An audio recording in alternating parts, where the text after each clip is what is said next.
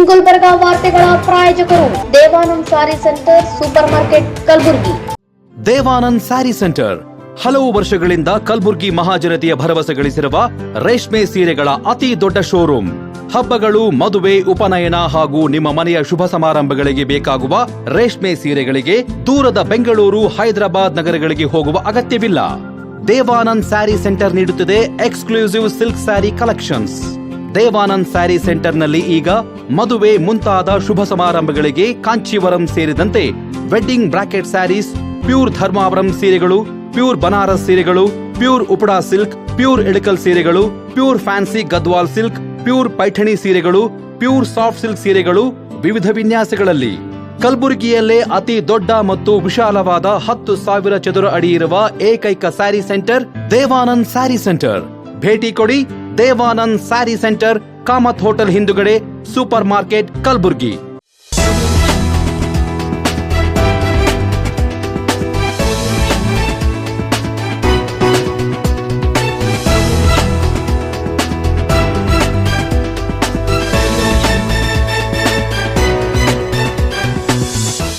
ನಮಸ್ಕಾರ, ಇನ್ ಗುಲ್ಬರ್ಗ ವಾರ್ತೆಗಳಿಗೆ ಸ್ವಾಗತ. ಮೊದಲಿಗೆ ಹೆಡ್ಲೈನ್ಸ್. 5 ತಿಂಗಳಿಂದ ಪಿಂಚಣಿ ಬಾರದಕ್ಕೆ ಫಲಾನುಭವಿಗಳ ಆಕ್ರೋಶ. ಕಲಬುರಗಿ ಡಿಸಿ ಕಚೇರಿ ಎದುರು ಪ್ರತಿಭಟನೆ. 15 ವಿದ್ಯಾರ್ಥಿಗಳ ಫಲಿತಾಂಶ ಪ್ರಕಟಿಸದ ಶಿಕ್ಷಣ ಸಂಸ್ಥೆಯನ್ನು ಕಪ್ಪು ಪಟ್ಟಿಗೆ ಸೇರಿಸಲು ಆಗ್ರಹಿಸಿ ಪ್ರತಿಭಟನೆ. ವಸತಿ ಶಾಲೆಗಳ ವಿಷಾಹಾರ ಪ್ರಕರಣಕ್ಕೆ ಸಿಒಡಿ ತನಿಖೆ ನೀಡಿ ಪರಿಷ್ಕೃತ ವೇತನ ಜಾರಿಗೆ ಒತ್ತಾಯಿಸಿ ಹೊರಗುತ್ತಿಗೆ ನೌಕರರ ಅನಿರ್ದಿಷ್ಟಾವಧಿ ಧರಣಿ. ಒಳ ಮೀಸಲಾತಿ ಅಂತಿಮ ತೀರ್ಪಿನವರೆಗೆ ಹಳೆಯ ಮೀಸಲಾತಿ ಮುಂದುವರಿಸಲು ಆಗ್ರಹ. ಈಗ ವಾರ್ತೆಗಳ ವಿವರ.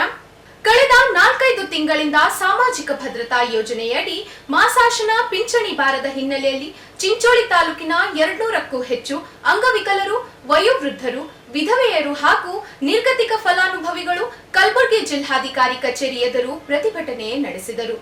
ಮೂಲ ನಿವಾಸಿಗಳ ಸಂಘಟನೆ ಹಾಗೂ ಯುವ ಕರ್ನಾಟಕ ವೇದಿಕೆ ನೇತೃತ್ವದಲ್ಲಿ ನಡೆದ ಪ್ರತಿಭಟನೆಯಲ್ಲಿ ಬಾಕಿ ಇರುವ ಪಿಂಚಣಿ ಹಣವನ್ನು ಕೂಡಲೇ ಬಿಡುಗಡೆ ಮಾಡಿ ಫಲಾನುಭವಿಗಳ ಬ್ಯಾಂಕ್ ಖಾತೆಗಳಿಗೆ ಜಮಾ ಮಾಡಬೇಕೆಂದು ಒತ್ತಾಯಿಸಲಾಯಿತು. ಅರ್ಹ ಫಲಾನುಭವಿಗಳ ಅರ್ಜಿಗಳನ್ನು ಮರುಪರಿಶೀಲಿಸಿ ಪಿಂಚಣಿ ಮಂಜೂರು ಮಾಡಬೇಕು. ಬಾಕಿ ಹಾಗೂ ತಿರಸ್ಕೃತ ಅರ್ಜಿಗಳ ಕುರಿತು ಸ್ಪಷ್ಟ ಮಾಹಿತಿ ನೀಡಬೇಕು. ಗ್ರಾಮ ಪಂಚಾಯಿತಿ ಹಾಗೂ ಪುರಸಭೆ ಮಟ್ಟದಲ್ಲಿ ಪಿಂಚಣಿ ಮರುಪರಿಶೀಲನಾ ಶಿಬಿರ ನಡೆಸಬೇಕು ಎಂದು ಆಗ್ರಹಿಸಿದರು. ಅಲ್ಲದೆ ಪಿಂಚಣಿ ಯೋಜನೆಗಳ ಹೆಸರಿನಲ್ಲಿ ಮಧ್ಯವರ್ತಿಗಳು ಹಣ ವಸೂಲಿ ಮಾಡುವುದನ್ನು ತಡೆಯಬೇಕು ಹಾಗೂ ಅರ್ಜಿಗಳ ಸ್ಥಿತಿಗತಿಯನ್ನು SMS ಅಥವಾ ಅಧಿಕೃತ ವ್ಯವಸ್ಥೆ ಮೂಲಕ ಫಲಾನುಭವಿಗಳಿಗೆ ತಿಳಿಸುವಂತೆ ಜಿಲ್ಲಾಡಳಿತಕ್ಕೆ ಮನವಿ ಸಲ್ಲಿಸಿದರು. ಮೂಲ ನಿವಾಸಿ ಸಂಘಟನೆಗಳ ಒಕ್ಕೂಟದ ವತಿಯಿಂದ ಚಿಂಚೋಳಿ ತಾಲೂಕಿನಿಂದ ಸುಮಾರು ಸಾವಿರಾರು ಜನ ಇವತ್ತು ಜಿಲ್ಲಾಡಳಿತಕ್ಕೆ ಬಂದು ನಾವು ಸರ್ಕಾರಕ್ಕೆ ಏನು ಒತ್ತಾಯ ಮಾಡತ್ತೀವಿ ಅಂತಂದ್ರೆ, ಇವತ್ತು ರಾಜ್ಯ ಸರ್ಕಾರ ಜಾರಿಗೆ ತಂದಿರತಕ್ಕಂತಹ ಏನು ಸಾಮಾಜಿಕ ಭದ್ರತಾ ಪಿಂಚಣಿ ಮಹತ್ವಾಕಾಂಕ್ಷಿ ಯೋಜನೆ ಇವತ್ತು ದಿಕ್ಕು ತಪ್ಪು ಹೋಗ್ಯದ ಅಂತೇಳಿ ನಾವು ಹೇಳಕ್ಕೆ ಇಷ್ಟಪಡ್ತೀವಿ. ಯಾಕಂತ ಕೇಳಿದಾಗ, ಯಾರು ವಯಸ್ಸಾದವರಾರ, ಯಾರು ಗಂಡು ಸತ್ತವರಾರ, ಯಾರು ಅಂಗವಿಕಲರಾರ ಅಂಥವ್ರಿಗೆ ಸರ್ಕಾರ ಮಾಶಾಸನ ತಿಂಗಳಿಗೆ ಅವರು ಮಾಶಾಸನ ಕೊಡ್ತಕ್ಕಂಥ ಯೋಜನೆ ಜಾರಿಗೆ ತಂತು. ಆದರೆ ಇವತ್ತು ದುರ್ದೈವ ಏನು ಅಂತಂದ್ರೆ, ಯಾರಿಗೆ ನಿಜವಾಗಿ ಕೈಕಾಲುಗಳಿಲ್ಲ ಅವರಿಗೆ ರೊಕ್ಕ ಹೊಂಟಿಲ್ಲ. ಯಾರಿಗೆ ಕೈಕಾಲುಗಳವ ಅಂದ್ರೆ ಯಾರು ಫೇಕ್ ಸರ್ಟಿಫಿಕೇಟ್ ಮಾಡ್ಕೊಂಡಾರ, ಆ ಫೇಕ್ ಸರ್ಟಿಫಿಕೇಟ್ ಮಾಡ್ಕೊಂಡವ್ರಿಗೆ ಇವತ್ತ ದುಡ್ಡು ಚಾಲ್ತಿಯಲ್ಲಿ ಅವ ಮಾಶಾಸನ. ನಾವು ಅಧಿಕಾರಿಗಳಿಗೆ ಜಿಲ್ಲಾಡಳಿತಕ್ಕೆ ಏನು ಪ್ರಶ್ನೆ ಮಾಡ್ತೀವಿ ಅಂತಂದ್ರೆ, ಇವತ್ತು ಯಾರು ಅಪ್ಲಿಕೇಶನ್ಗಳು ಹಾಕಿರ್ತಾರ ಅವರು ನೀವು ಸರಿಯಾಗಿ ಪರಿಶೀಲನೆ ಮಾಡಲಾಗಿರಿ. ನೀವು ಸರಿಯಾಗಿ ಯಾರು ಅಪ್ಲಿಕೇಶನ್ ಯಾರು ಕ್ಯಾಂಡಿಡೇಟ್ ಅರ, ನಿಮ್ಮಲ್ಲಿ ವಾಲಿಕರಾರ, ನಿಮ್ಮಲ್ಲಿ ಸಿಸ್ಟಮ್ ಅದ, ಪ್ರತಿಯೊಂದು ಹಳ್ಳಿಗೂ ಕೂಡ ನಿಮ್ಮ ಸಿಬ್ಬಂದಿಗಳಾರ, ಆ ಸಿಬ್ಬಂದಿಗಳಿಗೆ ಕರ್ಕೊಂಡು ಯಾರು ಅಪ್ಲಿಕೇಶನ್ ಹಾಕ್ಯಾರ ಅವ್ರ ಮನೆಗೆ ಹೋಗಿ ಆ ವ್ಯಕ್ತಿಗೆ ನೋಡಿ ನೀವು ಮಾಶಾಸನಗಳು ಜಾರಿಗೆ ಮಾಡಿದ್ರ ಸರ್ಕಾರ ಜಾರಿಗೆ ತಂದಿರತಕ್ಕಂಥ ಯಾರು ಅರ್ಹರಾರ ಅಂಥವ್ರ ಮನೆ ಬಾಗಿಲಿಗೆ ಹೋಗಿ ಅಂಥವ್ರ ಮನಸ್ಸಿಗೆ ಹೋಗಿ ನಿಮ್ಮ ಯೋಜನೆಗಳು ಮುಟ್ಲಕ್ಕೆ ಸಾಧ್ಯವ. ಇವತ್ತಿನ ದಿವಸ ಚಿಂಚೋಳಿ ತಾಲೂಕಿದಾಗ ಸುಮಾರು 50,000 ಮಾಶಾಸನ ಫಲಾನುಭವಿ ಫಲಾನುಭವಿಗಳು. ಅದರಲ್ಲಿ 15ರಿಂದ 20,000 ಜನ ಮಾಶಾಸನಗಳು ಇವತ್ತ ಕಳೆದ ಸುಮಾರು ತಿಂಗಳುಗಳಿಂದ ಹೊಂಟಿಲ್ಲ. ಇವತ್ತು ಅದರಲ್ಲಿಂದ ಬಹಳಷ್ಟು ಜನ ಇವತ್ತು ಆತಂಕಕ್ಕೊಳಗಾಗ್ಯಾರ. ಏನು ದಿನನಿತ್ಯದ ಅವ್ರು ಏನು ಊಟಕ್ಕಾಲಿ ಚಾ ಕುಡಿಲಕ್ಕೂ ಕೂಡ ಇವತ್ತು ವಯೋವೃದ್ಧರು ಇವತ್ತ ಮೋಜೋತಾಗ್ಯಾರ. ಅವರು ಮಾನಸಿಕವಾಗಿ ಕುಗ್ಗೋಗ್ಯಾರ. ಎಷ್ಟೋ ಕುಟುಂಬಗಳು ಇವತ್ತ ಮಾಶಾಸನ ಮೇಲೆ ಬದುಕು ಮಾಡ್ಲತ್ತೀವು ಅಂತ ಇವತ್ತ ದಿಕ್ಕು ತಪ್ಪು ಹೋಗ್ಯಾವ. ಅದಕ್ಕೆ ಸರ್ಕಾರಕ್ಕೆ ನಾವು ಏನು ಆಗ್ರಹ ಮಾಡ್ತೀವಿ ಅಂತಂದ್ರ, ನೀವು ಮಾಶಾಸನ ವಿಶೇಷ ಶಿಬಿರಗಳನ್ನು ನಡೆಸಬೇಕು. ಪ್ರತಿ ಗ್ರಾಮ ಪಂಚಾಯತ್ ವ್ಯಾಪ್ತಿಗಳಲ್ಲಿ, ಪುರಸಭೆ ವ್ಯಾಪ್ತಿಗಳಲ್ಲಿ, ಪ್ರತಿಯೊಂದು ವಾರ್ಡ್ಗಳಲ್ಲಿ ಮಾಶಾಸನ ಶಿಬಿರಗಳನ್ನು ನಡೆಸಿ ಯಾರು ಅರ್ಹರ ಅವ್ರಿಗೆ ತಹಶೀಲ್ ಆಫೀಸ್ ಅಂದ್ರೆ ಎಲ್ಲಿ ಅದಂತ ಗೊತ್ತಿಲ್ಲ, ಅವರಿಗೆ ಈ ಏನು ಯೋಜನೆಗಳು ಹೆಂಗೆ ಪಡ್ಕೋಬೇಕಂತ ಗೊತ್ತಿಲ್ಲ. ಇದರಿಂದ ಮಧ್ಯವರ್ತಿಗಳ ಹಾವಳಿ ಹೆಚ್ಚಾಗ್ಯದ. ಇವತ್ತು ಯಾರು ಮಧ್ಯವರ್ತಿಗಳಾರ, ಎಷ್ಟು ಅಪ್ಲಿಕೇಶನ್ ಬಂದಿರ್ತಾವ, ಆ ಮಧ್ಯವರ್ತಿಗಳಿಂದ ನೀವು ಏನು ಮಾಶಾಸನ ಏನು ಅಪ್ಲಿಕೇಶನ್ದವರಿಗೆ ಫಲಾನುಭವಿಗಳಿಗೆ ನೀವು ಆಯ್ಕೆ ಮಾಡತ್ರಿ. ಅದಕ್ಕೆ ಇದು ಕೈ ಬಿಡಬೇಕು. ಮಾಶಾಸನ ಶಿಬಿರಗಳನ್ನು ನಡೆಸಬೇಕು. ಈಗಾಗಲೇ ಏನು ಅರ್ಜಿಗಳನ್ನು ಸಲ್ಲಿಸಿ ಆಯ್ಕೆ ಆಗಿರ್ತಾರ, ಆ ಅರ್ಜಿಗಳದು ಮರುಪರಿಶೀಲನೆ ಮಾಡಬೇಕು. ಮರುಪರಿಶೀಲನೆ ಮಾಡಿ ಶೀಘ್ರವೇ ನೀವು ಹಣವನ್ನು ಬಿಡುಗಡೆ ಮಾಡಬೇಕು ಅಂತೇಳಿ ನಾವು ಏನು ವಿದ್ಯುನ್ಮಾನ ಮಾಧ್ಯಮಗಳ ಮೂಲಕ, ಏನು ಮುದ್ರಣ ಮಾಧ್ಯಮಗಳ ಮೂಲಕ ನಾವು ಜಿಲ್ಲಾ ಆಡಳಿತಕ್ಕೆ ಆಗ್ರಹ ಪಡಿಸ್ತಾ ಇದ್ದೀವಿ. ಚಿಂಚೋಳಿ ತಾಲೂಕಿನಲ್ಲಿ ಹಲವಾರು ಸಮಸ್ಯೆ ಇದೆ. ಏನಂದ್ರೆ ಯಾವ ಭೀ ಅಧಿಕಾರಿ ಸರಿಯಾದ ಟೈಮಿಗೆ ಕರ್ತವ್ಯ ಬರಲ್ಲ. ಏನಕ್ಕೆ ಕೇಳಕ್ ಹೋಗ್ತೀವಿ, ವಿದ್ಯುತ್ ಹೆಣ್ಮಕ್ಳು ಕೇಳಕ್ ಹೋಗ್ತೀರಿ, ಸರ್ವರ್ ಇಲ್ಲ, ಅದು ಇಲ್ಲ ಅಂತ ಆಫೀಸ್ ಕಳಿಸ್ತಾರೆ. ಅದು ಮತ್ತು ಅಂಗವಿಕರು ಎಲ್ಲ ಸಮಸ್ಯೆ ಬಹಳ ಐತೆ. ಏನಿದೆ ಅಂದ್ರೆ ಬೆಳಿಗ್ಗೆ ಮತ್ತೆ ಫೋನ್ ಹಚ್ತಾರ. ಅವ್ರು ಏನಂತಾರೆ, ನೀವು ಹೋಗ್ಬೇಡ್ರಪ್ಪ, ನಾ ಬಂದು ಅರ್ಜಿ ಕೊಡ್ತೀನಿ ನಿಮಗೆ, ಬಂದ್ ಮಾಡ್ತೀನಿ ಅಂತಾರೆ. ಇಲ್ಲಿ ಬಂದ್ಮೇಲೆ ಆಮೇಲೆ ಫೋನ್ ಹಚ್ತಾರ. ಈಗ ಅಲ್ಲಿ ನೀವು ಡಿಸ್ಟ್ರಿಕ್ಟ್ ಹೋಗ್ಬೇಡ್ರಿ, ಇಲ್ಲೇ ಮ್ಯಾಟ್ರಿಸ್ಟಾಗ ಇಲ್ಲೇ ಕೊಡ್ತೇನೆ. ಹೇಳೋ ಉದ್ದೇಶ ಏನಂದ್ರೆ ಈಗ ಪೆನ್ಷನ್ ಯಾಕೆ ಬರಲಾಗ್ಯದ ಅಂತ ಪೆನ್ಷನ್ ಬರ ಹೊಂಟ್ರಿ 8-9 ತಿಂಗಳಾಯ್ತು. ಪೆನ್ಷನ್ ಏನೋ ಗೊತ್ತಿಲ್ಲ ಸರ್, ಪೆನ್ಷನ್ ಒಟ್ಟು 8-9 ತಿಂಗಳಾಯ್ತು ಪೆನ್ಷನ್ ಬರಲ್ಲ.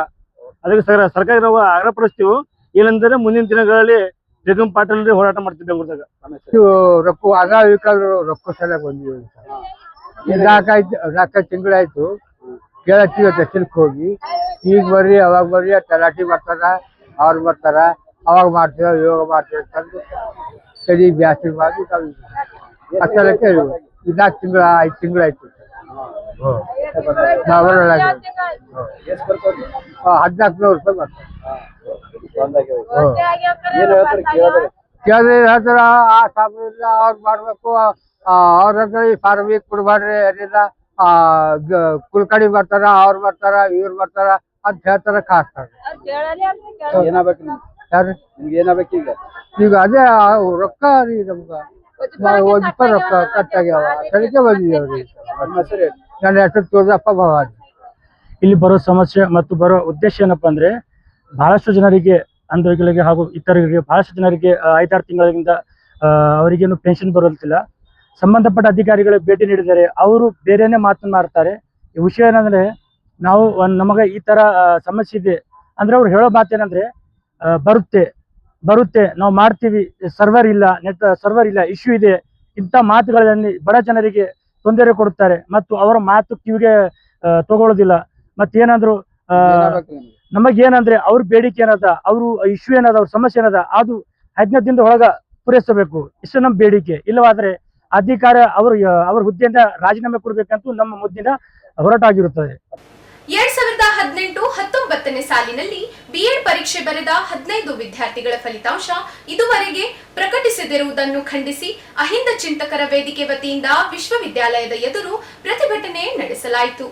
ಮೆಹಬೂಬ್ ಸುಬಾನಿ ಎಜುಕೇಷನ್ ಟ್ರಸ್ಟ್ ಅಡಿಯಲ್ಲಿ ನಡೆಯುತ್ತಿರುವ ಇಂದಿರಾ ಗಾಂಧಿ ಶಿಕ್ಷಣ ಮಹಾವಿದ್ಯಾಲಯದ ವಿರುದ್ಧ ಆಕ್ರೋಶ ವ್ಯಕ್ತಪಡಿಸಿ ಪ್ರತಿಭಟನಾಕಾರರು ಶಿಕ್ಷಣ ಸಂಸ್ಥೆಯನ್ನು ಕಪ್ಪುಪಟ್ಟಿಗೆ ಸೇರಿಸಿ ಸೂಕ್ತ ಕ್ರಮ ಕೈಗೊಳ್ಳಬೇಕು ಹಾಗೂ ವಿದ್ಯಾರ್ಥಿಗಳಿಗೆ ಕೂಡಲೇ ಅಂಕಪಟ್ಟಿ ನೀಡಬೇಕು ಎಂದು ಒತ್ತಾಯಿಸಿದರು. ನಂತರ ವಿಶ್ವವಿದ್ಯಾಲಯದ ಕುಲಪತಿಗಳಿಗೆ ಮನವಿ ಸಲ್ಲಿಸಲಾಯಿತು.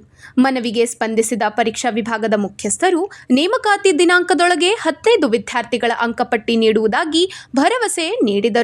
ಈ ಪೈಕಿ 8 ವಿದ್ಯಾರ್ಥಿಗಳು ಈಗಾಗಲೇ ಟಿಇಟಿ ಪರೀಕ್ಷೆಯಲ್ಲಿ ಉತ್ತೀರ್ಣರಾಗಿದ್ದು, ಅಂಕಪಟ್ಟಿ ವಿಳಂಬದಿಂದ ಅವರ ಭವಿಷ್ಯಕ್ಕೆ ತೊಂದರೆಯಾಗದಂತೆ ಶೀಘ್ರ ಕ್ರಮ ಕೈಗೊಳ್ಳುವುದಾಗಿ ತಿಳಿಸಿದರು. ಏನು ಸುಮಾರು 15 ಜನ ವಿದ್ಯಾರ್ಥಿಗಳ ಏನು ರಿಸಲ್ಟ್ ಫಲಿತಾಂಶಕ್ಕಾಗಿ ನಾವು ಅನಿರ್ದಿಷ್ಟ ಅವಧಿ ಧರಣಿ ಸತ್ಯಾಗ್ರಹ ಹಮ್ಮಿಕೊಂಡಿದ್ವಿ. ಇವತ್ತು ಮಾನ್ಯ ಕುಲಪತಿಗಳು ಮತ್ತು ಕುಲ ಸಚಿವರುಗಳು 3 ಜನ ಇಲ್ಲಿ ಬಂದ್ಬಿಟ್ಟು ಅವ್ರೇನದ 13ನೇ ತಾರೀಕಿನ ಒಳಗಡೆನೆ ಅವರ ಈ ವಿದ್ಯಾರ್ಥಿಗಳ ರಿಸಲ್ಟ್ ಅನ್ನ ಅನೌನ್ಸ್ಮೆಂಟ್ ಮಾಡ್ತೀವಿ ಅಂತೇಳಿ ಈ ಮೂಲಕ ಅವರು ಇಲ್ಲಿ ಮಾಧ್ಯಮದ ಎದುರುಗಡೆ ಹೇಳಿದ್ದಾರೆ. ಅದಕ್ಕಾಗಿ ನಾವು ಇವತ್ತು ಅವರನ್ನ ಸ್ವಾಗತವನ್ನು ಕೋರುತ್ತಾ ಮುಂದಿನ ದಿನಗಳಲ್ಲಿ ಏನು ಆ ಇಂದಿರಾ ಗಾಂಧಿ BEd ಕಾಲೇಜ್ ಏನಿದೆ ಅದನ್ನ ಕಪ್ಪು ಪಟ್ಟಿಗೆ ಸೇರಿಸಬೇಕು. ಯಾಕಂದ್ರೆ ಪ್ರತಿ ಸಾರಿ ಅವರು ಡಿಗ್ರಿ ಎಕ್ಸಾಮ್ ಬರಿಬೇಕಾದ್ರೂ ಕೋರ್ಟಿಗೆ ಹೋಗಿ ಪರ್ಮಿಷನ್ ತಗೊಂಡ್ಬರ್ತಾರೆ.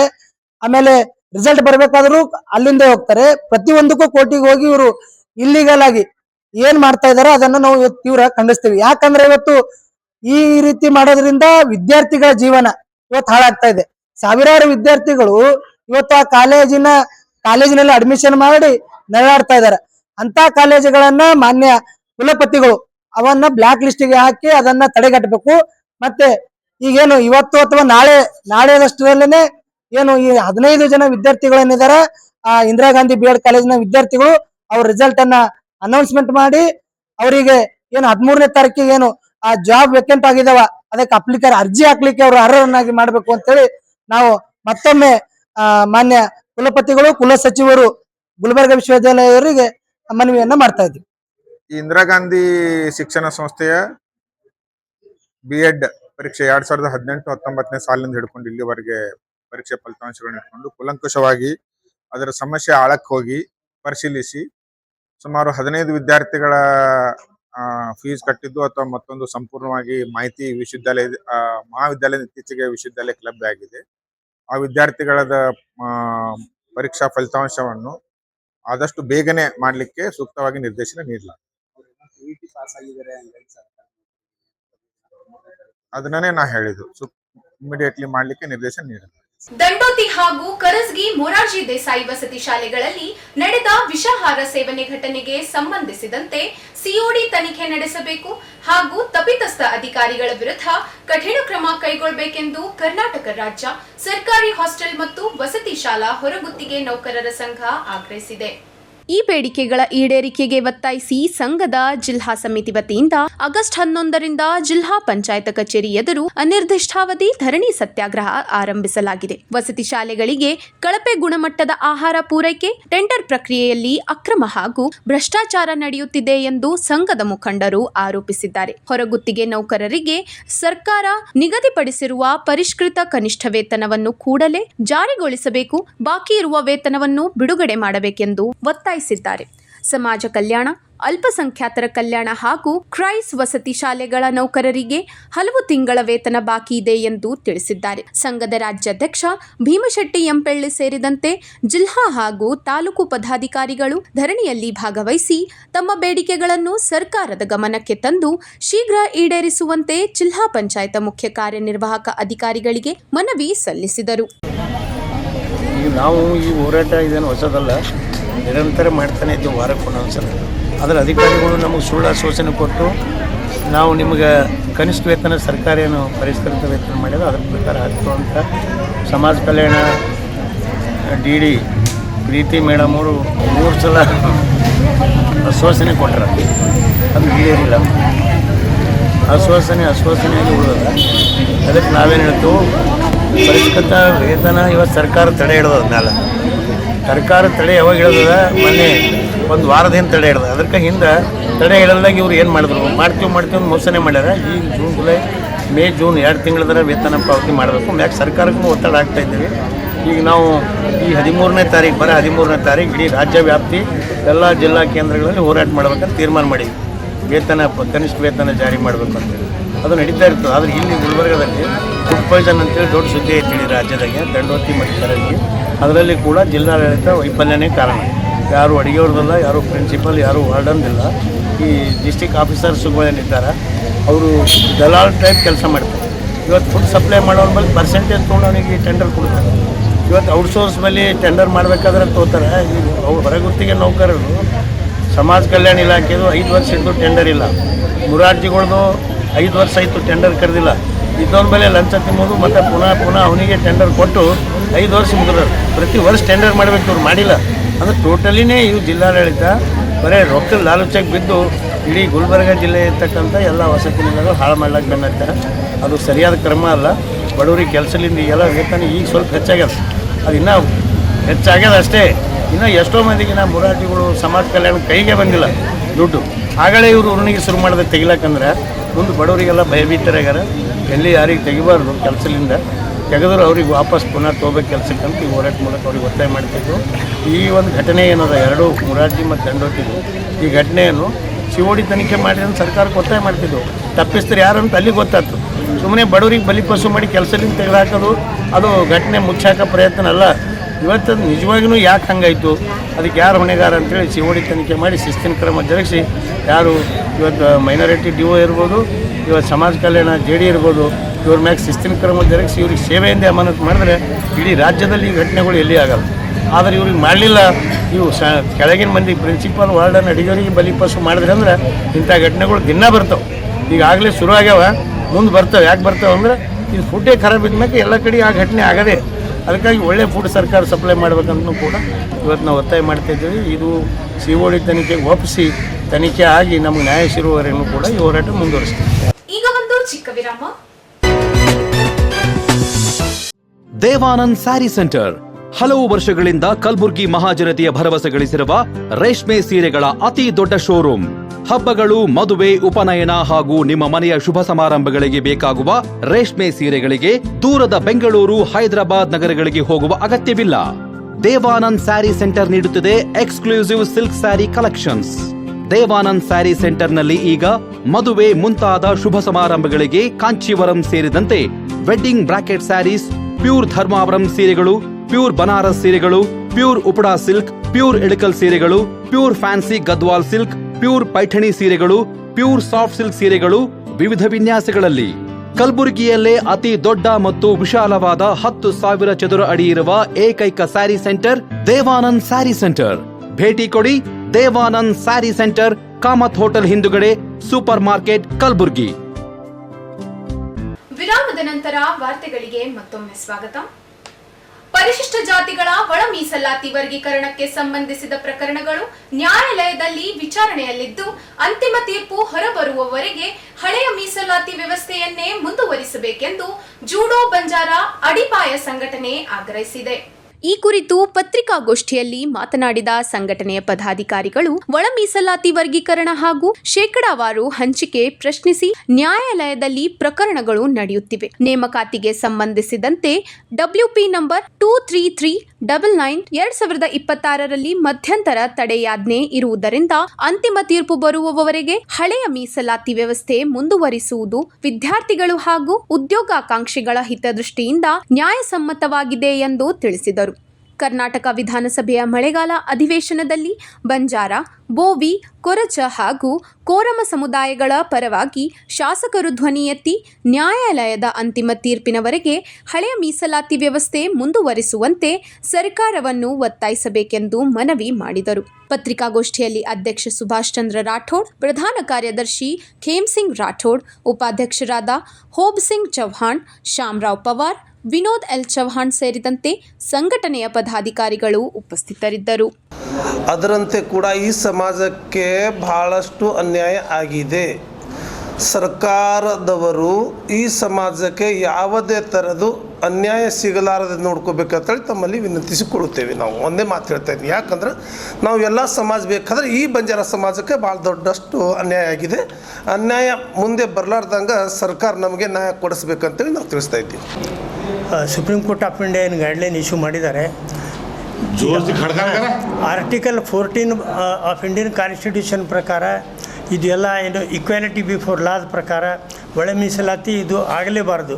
ಪ್ರೆಸಿಡೆಂಟ್ ಆಫ್ ಇಂಡಿಯಾ 1950 ಒಳಗೆ ನೋಟಿಫಿಕೇಷನ್ ಇಶ್ಯೂ ಮಾಡಿದ್ದಾರೆ.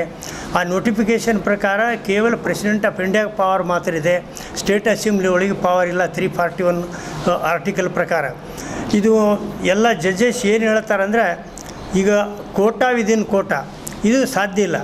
ಇದು ಮಾಡಿದ್ದು ABC ಏನು ಇದು ಕ್ಯಾಬಿನೆಟ್ ಮೋರ್ ಬ್ಯಾಕ್ವರ್ಡ್ ಅಂದರೆ ಇದರಲ್ಲೇ ರ್ಯಾಷನಲ್ ಡಿಫರೆನ್ಷಿಯೇಷನ್ ಅಂತ ನೀವು ಎಲ್ಲ ಮಾಡಿ ಎಕ್ಸಾಕ್ಟ್ಲಿ ನೀವು ಅದ್ರಾಗ ಬೈಫರ್ಕೇಟ್ ಮಾಡಿ ಹೂ ಈಸ್ ಮೋರ್ ಬ್ಯಾಕ್ವರ್ಡ್ ಅವ್ರಿಗೊಂದು ಬೆನಿಫಿಟ್ ಕೊಡ್ರಿ. ಈಗ ಆಲ್ರೆಡಿ ಬೆನಿಫಿಟ್ ತೊಗೊಳ್ಳೋರಿಗೆ ರಿಪ್ರೆಸೆಂಟೆಡ್ ಅನ್ರಿಪ್ರೆಸೆಂಟೆಡ್ ಇದನ್ನು ನೀವು ಬಯೋಫರ್ಕೇಟ್ ಮಾಡಿ ಆ ಥರ ಸೈಂಟಿಫಿಕ್ ಡಾಟಾ ತೊಗೊಂಡು ನೀವು ಮಾಡಿರಿ ಅಂತ ಅವರು ಹೇಳಿದ್ದು. ಆದರೆ ಕ್ಯಾಬಿನೆಟ್ದಲ್ಲಿ 2 ತಿಂಗಳಲ್ಲಿ ಎಲ್ಲ ಏನು ನಾಗಮೋಹನ್ ದಾಸ್ಗೆ ಇದೆ ಸೆನ್ಸಸ್ ಪ್ರಕಾರ 2011 ಸೆನ್ಸಸ್ ಪಾಪ್ಯುಲೇಷನ್ ತೊಗೊಂಡ್ರು. ಈಗೇನು ಮೆಡಿಕಲ್ ಅವು ಇವೆಲ್ಲ ಸೀಟ್ ಸಲುವಾಗಿ 2024 2 ಇಯರ್ಸ್ ಇತ್ತೀಚಿಂದು ತಗೊಂಡು ಇದೆಲ್ಲ ಅನಾಮಲಿ ಮಾಡಿದ್ದಾರೆ. ಅದು ನಾಗಮೋಹನ್ ದಾಸ್ ಏನು ರಿಪೋರ್ಟ್ ಕೊಟ್ಟಿದ್ದೇ ಬೇಸಿಕಲಿ ಅದು ತಪ್ಪದು.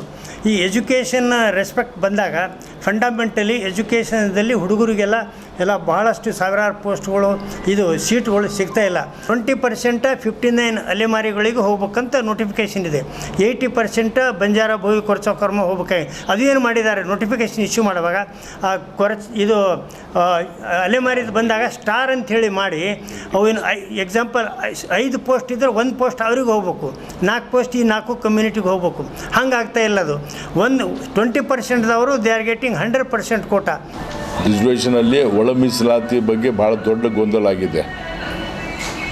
ಇದರಲ್ಲಿ ಯಾವ ಸಮುದಾಯದವರಿಗೆ ಖುಷಿ ತಂದಿಲ್ಲ. ರೈಟ್ ಕಮ್ಯುನಿಟಿಗೆ ತಂದಿಲ್ಲ, ಲೆಫ್ಟ್ ಕಮ್ಯುನಿಟಿಗೆ ತಂದಿಲ್ಲ, ಬೋವಿ ಬಂಜಾರಾದವ್ರಿಗೂ ತಂದಿಲ್ಲ. ಯಾಕಂದರೆ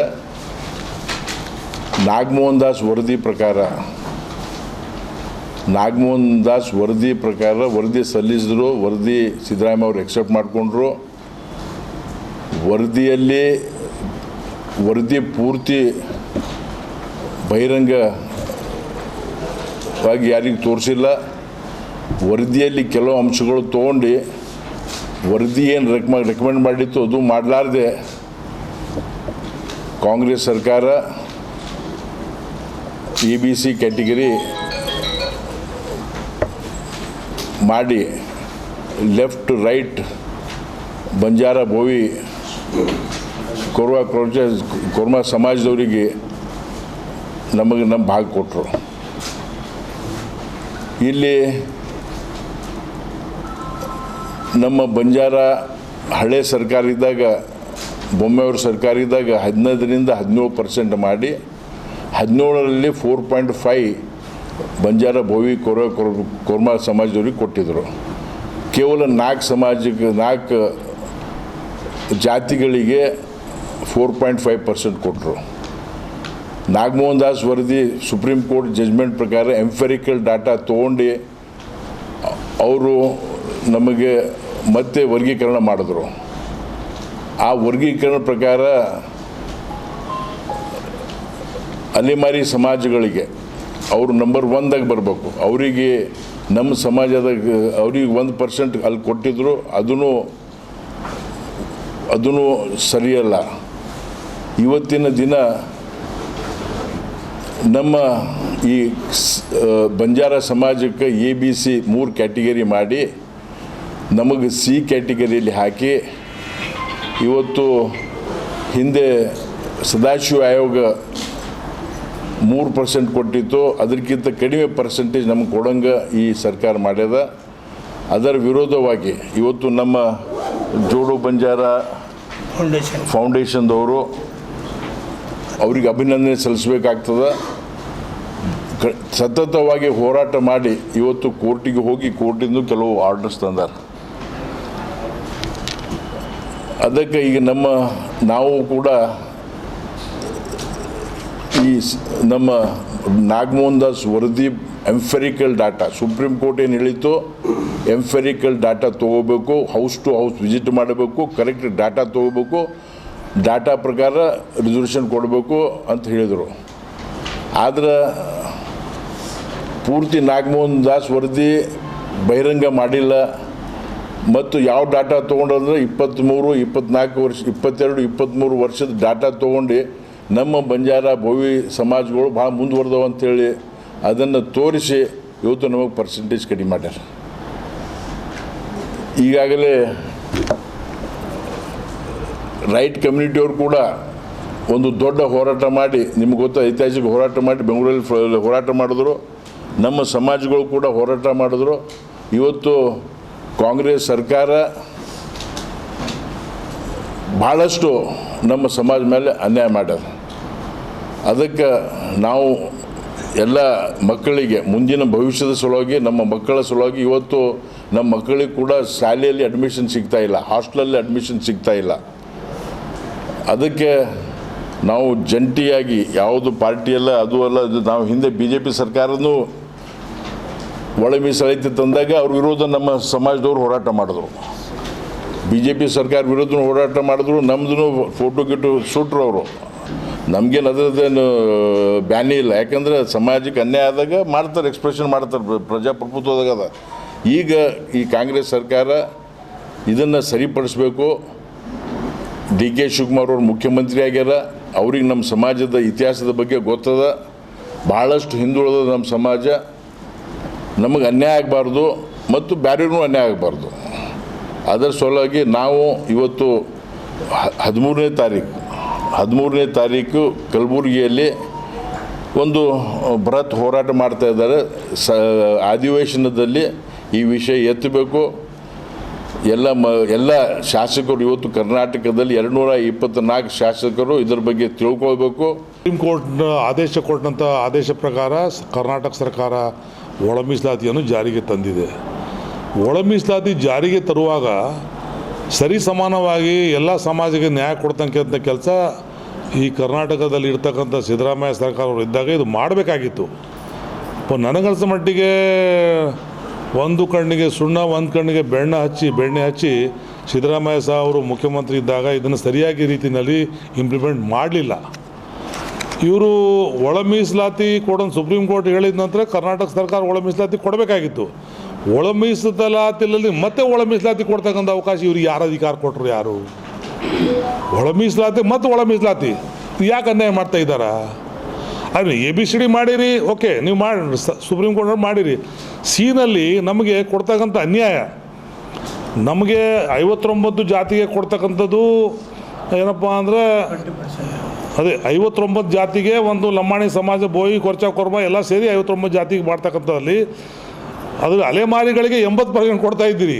ನಮ್ಮ ಕೊರ್ಚ, ಕೊರ್ವ, ಬೋವಿ ನಮಗೆ 20% ಕೊಡ್ತಾ ಇದ್ದೀರಿ. ಇದು ಎಂತ ಗೌರ್ಮೆಂಟ್ ಆರ್ಡರ್ ಮಾಡಿದ್ದೀರಿ? ನೀವು ಅನ್ಯಾಯ ಮಾಡ್ತಾ ಇದ್ದಿಲ್ಲ. ಜಾಸ್ತಿ ಪಾಪ್ಯುಲೇಷನ್ ಇದ್ದವರಿಗೆ 20 ಕೊಡ್ತಾ ಇದ್ದೀರಿ, ಕಡಿಮೆ ಪಾಪ್ಯುಲೇಷನ್ ಇದ್ದವ್ರಿಗೆ 80 ಕೊಡ್ತಾ ಇದ್ದೀರಿ. ಇದು ಹೇಗೆ? ಇದು ನಮಗೆ ಉದ್ದೇಶಪೂರ್ವಕವಾಗಿ ತೊಂದರೆ ಕೊಡ್ತಾ ಇದ್ದಿರಲ್ಲ ನೀವು. ಉದ್ದೇಶಪೂರ್ವಕವಾಗಿ ಒಳ ಮೀಸಲಾತಿ ತಂದಿರಿ. ಒಳ ಮೀಸಲಾತಿ ತರದ ಅಧಿಕಾರ ಕರ್ನಾಟಕ ಸರ್ಕಾರ ಇಲ್ಲ. ಇದು ಸರ್ಕಾರ ಅರ್ಥ ಮಾಡ್ಕೋಬೇಕು. ಒಳ ಮೀಸಲಾತಿ ಅದರಲ್ಲಿ ಎಷ್ಟು ತುಳಿತೀರಿ ನಮ್ಮ ಬಂಜಾರ ಸಮಾಜಕ್ಕೆ, ಬೋವಿ, ಕೊರ್ಚ, ಕೊರ್ಮ ಎಷ್ಟು ತುಳಿತಾ ಇದ್ದೀರಿ ಸರ್ಕಾರದವರು. ಕಾಂಗ್ರೆಸ್ದವರು ಸರ್ಕಾರದವ್ರು ಇಷ್ಟು ತುಳಿಲಾಗ ನಾವು ಬಂಜಾರ ಸಮಾಜ ಇಷ್ಟು ನಮ್ಮ ಮೇಲೆ ಅನ್ಯಾಯ ಮಾಡ್ತಾಯಿದ್ರೆ ನೀವು ಭಾಳ ದೊಡ್ಡದಾದ ಪೆಟ್ಟು ನಮಗೆ ಕೊಡ್ತಾಯಿದ್ರಿ. ಈ ಜಾಧವ್ ಸಾಹೇಬ್ರು ಹೇಳಿದಂಗೆ ಹಾಸ್ಟೆಲ್ನಲ್ಲಿ ಅಡ್ಮಿಷನ್ ಸಿಗ್ತಾ ಇಲ್ಲ, ಎಲ್ಲಿನೂ ಅಡ್ಮಿಷನ್ ಕೊಡ್ತಾ ಇಲ್ಲ, ಎಲ್ಲರೂ ಹೊರಗೆ ಹಾಕ್ತಾ ಇದ್ದಾರೆ, ಹುಡುಗನ ಬೀದಿಯಿಂದ ತಿರುಗಾಡ್ತಾ ಇದ್ದಾರೆ. ಇದು ಉದ್ದೇಶಪೂರ್ವಕವಾಗಿ ಕಾಂಗ್ರೆಸ್ ಸರ್ಕಾರ ಬಂಜಾರ ಸಮಾಜಕ್ಕೆ, ಕೊರ್ಚ, ಕೊರ್ಮ, ಬೋಯಿ ಸಮಾಜಕ್ಕೆ ಮಾಡ್ತಕ್ಕಂಥ ದೊಡ್ಡ ಅನ್ಯಾಯ. ನಾಳೆ ಬರ್ತಕ್ಕಂಥ ದಿನಗಳಲ್ಲಿ ಹಿಂದೇನು ಮಾಡಿದರು, BJP ಹಟಾವ್ ತಾಂಡಾ ಬಚಾವ್ ಅಂತ ಮಾಡಿದರು. ಈಗ ಕಾಂಗ್ರೆಸ್ ಹಟಾವ್ ತಾಂಡಾ ಬಚಾವ್ ಮಾಡ್ತಕ್ಕಂಥ ದೊಡ್ಡದಾದ ಹೋರಾಟವನ್ನು ನಾವು ಬಂಜಾರ ಸಮಾಜದವರು ಎಲ್ಲ ಸಂಘಟನೆದವರು, ನಾವು ಈ ಸಂಘಟನೆ ಆ ಸಂಘಟನೆ ಇಲ್ಲ. ಸಮಾಜ ಬಂದಾಗ ನಾವು ಎಲ್ಲರೂ ಒಕ್ಕಟ್ಟಾಗ್ತೇವೆ. ನಾವು ಪಾರ್ಟಿ ಬಂದಾಗ ಅವ್ರ ಪಾರ್ಟಿದು ಕೆಲ ಮಾಡ್ಕೊಂಡು ನಮ್ಗೆ ಬೇಡ ಅಂತ ಹೇಳಿಲ್ಲ. ಇಲ್ಲಿಗೆ ವಾರ್ತಾ ಪ್ರಸಾರ ಮುಕ್ತಾಯ. ಮುಂದಿನ ಸಂಚಿಕೆಯಲ್ಲಿ ಭೇಟಿಯಾಗೋಣ. ನಮಸ್ಕಾರ.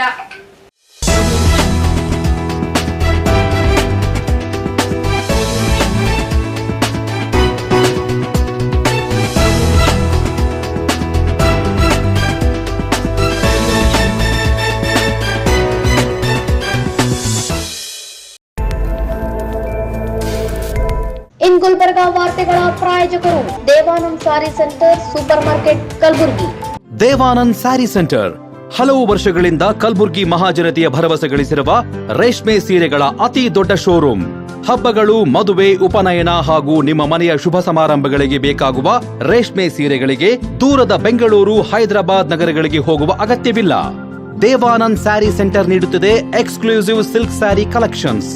ದೇವಾನಂದ್ ಸ್ಯಾರಿ ಸೆಂಟರ್ನಲ್ಲಿ ಈಗ ಮದುವೆ ಮುಂತಾದ ಶುಭ ಸಮಾರಂಭಗಳಿಗೆ ಕಾಂಚೀವರಂ ಸೇರಿದಂತೆ wedding brocade saris, pure Dharmavaram ಸೀರೆಗಳು, ಪ್ಯೂರ್ ಬನಾರಸ್ ಸೀರೆಗಳು, pure Uppada silk, pure Ilkal ಸೀರೆಗಳು, pure fancy Gadwal silk, pure Paithani ಸೀರೆಗಳು, ಪ್ಯೂರ್ ಸಾಫ್ಟ್ ಸಿಲ್ಕ್ ಸೀರೆಗಳು ವಿವಿಧ ವಿನ್ಯಾಸಗಳಲ್ಲಿ. ಕಲಬುರಗಿಯಲ್ಲೇ ಅತಿ ದೊಡ್ಡ ಮತ್ತು ವಿಶಾಲವಾದ 10,000 ಚದುರ ಅಡಿ ಇರುವ ಏಕೈಕ ಸ್ಯಾರಿ ಸೆಂಟರ್ ದೇವಾನಂದ್ ಸ್ಯಾರಿ ಸೆಂಟರ್. ಭೇಟಿ ಕೊಡಿ. ದೇವಾನಂದ್ ಸ್ಯಾರಿ ಸೆಂಟರ್, ಕಾಮತ್ ಹೋಟೆಲ್ ಹಿಂದುಗಡೆ, ಸೂಪರ್ ಮಾರ್ಕೆಟ್, ಕಲಬುರ್ಗಿ.